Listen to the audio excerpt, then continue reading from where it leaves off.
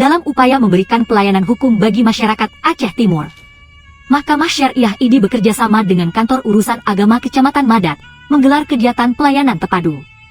Dalam kegiatan tersebut, Mahkamah Syariah ID bertugas menyelenggarakan sidang isbat nikah, dan bagi Kantor Urusan Agama Kecamatan Madat bertugas menerbitkan buku nikah. Kegiatan ini bertempat di Kantor Urusan Agama Kecamatan Madat dan diikuti oleh 14 pasangan suami istri. Menurut Wakil Ketua Mahkamah Syariah ID, Taufik Rahayu Syam SHIMSI, kegiatan pelayanan terpadu ini merupakan program prioritas Mahkamah Agung, khususnya dari Ditjen Badan Peradilan Agama.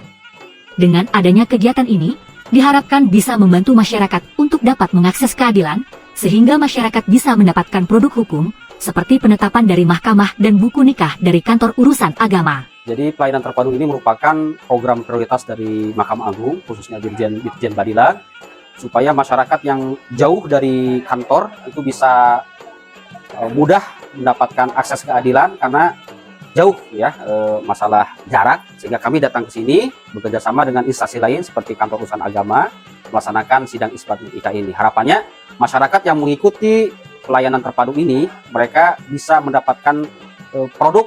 Yang pertama, produk penetapan dari Mahkamah Syariah ID, dan juga nanti akan dikeluarkan buku nikah oleh Kantor Urusan Agama setempat. Kepala Kantor Urusan Agama Kecamatan Madat, Haji Lukmanul Hakim, SAG, mengharapkan bahwa kegiatan pelayanan terpadu ini bisa dilaksanakan juga pada tahun yang akan datang, dan ia pun menghimbau kepada masyarakat luas, khususnya masyarakat Aceh Timur supaya menikah di Kantor Urusan Agama. Dan satu hal lagi, kami sangat mengharapkan kepada Mahkamah Syariah supaya tahun yang akan datang pun bisa dibuat begini, supaya masyarakat kami yang banyak tidak ada buku nikah bisa diisbatkan nikahnya dan bisa kita keluarkan buku nikah.